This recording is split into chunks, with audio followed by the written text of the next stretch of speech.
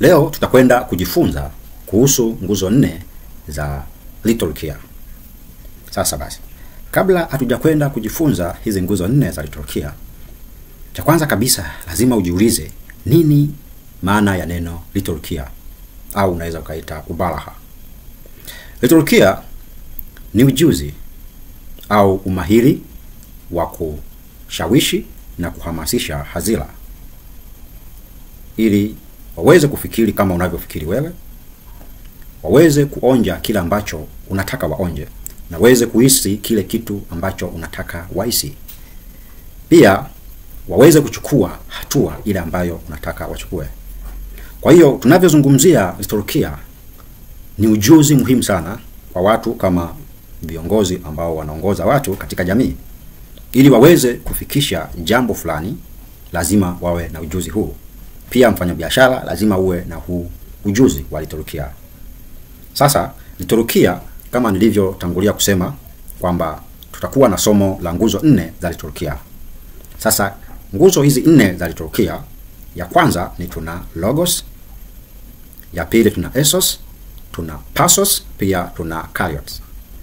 Sasa twende tukapitie kwa kina nini maana ya kila nguzo moja moja, kwa sababu nguzo moja ikikosekana inamaanisha utakuwa umepoteza kitu cha msingi sana kuweza kufanya wewe kuweza kuwa liturgia.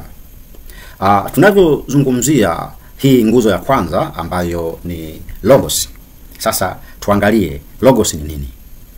Logos ni tutumie maana nyepesi tu ambazo tunaweza tukaelewana kwamba unavyozungumzia logos ni maarifa. Sasa ukitaka uwe mliturgia, ni lazima uwe na maarifa ya kile kitu ambacho unataka kukizungumza. Usipokuwa na maarifa ya kile kitu ambacho unataka kukizungumza, inakuwa ni changamoto. Kwa hiyo lazima uwe na maarifa ya kitu ambacho unataka kukiwakilisha kwa hadhira wako. Nadhani hapo utakuwa umenielewa. Kwa hiyo unavyotaka labda kwa mfano kusema kwamba unataka kuzungumzia let's say masuala ya afya, ni lazima uwe na maarifa kuhusu mambo ya kiafya. Unataka kuzungumzia mambo ya usuo kina mama au mambo ambayo yanawahusu watoto, ni lazima uwe na maarifa kuhusu watoto, uwe na taarifa za kutosha kuhusu watoto. Kwa hiyo kiufupi tu naweza kusema kwamba logos ni maarifa. Kwa hiyo lazima uwe umejimarisha vizuri, una taarifa za kutosha kuhusu lile eneo ambalo unataka wewe kulifikisha kwa hadhira wako. Pia tunavyokwenda kuangalia nguzo ya pili ya liturgia au ubalaha, nguzo hii inaitwa esos au credibility. Tunarudi sasa tena kuulizana swali kwanza kwamba una hadhi ya wewe kuzungumza kile kitu ambacho unataka ukizungumze. Kwa hiyo lazima uwe na hadhi, uwe na sifa ya kuzungumza hicho kitu ambacho unataka ukizungumze. Kwa mfano, wewe ni daktari uliyebobea katika eneo la kutibu watu. Sasa una sifa za kuweza kuzungumzia masuala ya engineering. Sasa na hadhira wako wakigundua kwamba wewe ni daktari na unakwenda kuzungumzia masuala ya engineering, na katika kutambulisha au ulivyokuwa unajitambulisha wewe ni nani, uliweza kujitambulisha kuwa wewe ni daktari ambaye umebobea katika kutibu watu na hujawahi kusomea masuala ya engineer, huna maarifa yoyote kuhusu engineer, zeni unakwenda kuzungumza masuala ya engineering, hadhira yako au hadhira wako hawatakuelewa. Kwa hiyo lazima uwe na credibility ya kile kitu ambacho unakwenda kukizungumzia. Nguzo ya tatu ya liturgia ni pasos. Sasa tujiulize pasos ni nini, au tuelezee nini maana ya neno pasos.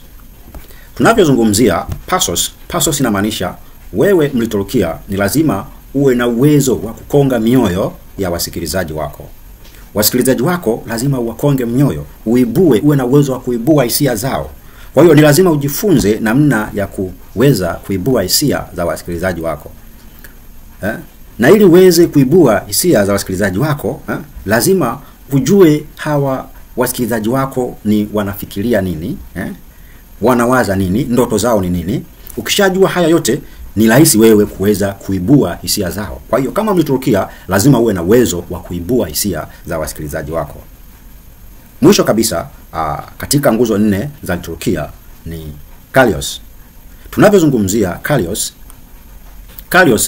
ni muda, ni mwafaka. Kile kitu unachokizungumza unakizungumza ukizungumza katika mwafaka sahihi. Kwa hiyo kiufupi naweza nikasema kwamba hiyo ni summary fupi ya nguzo 4 za liturujia ambazo ni Logos, Ethos, Pathos na Kalios.